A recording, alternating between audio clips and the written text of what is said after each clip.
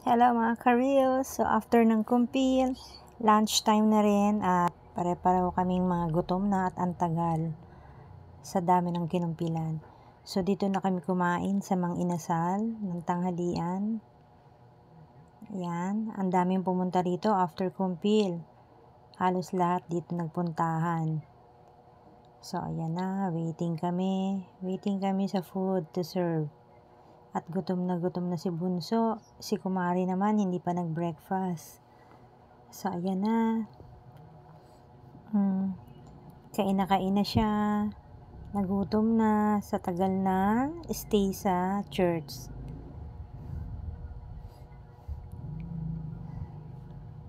Oops, waiting kami dyan sa order. Yan. Saktong kain lang.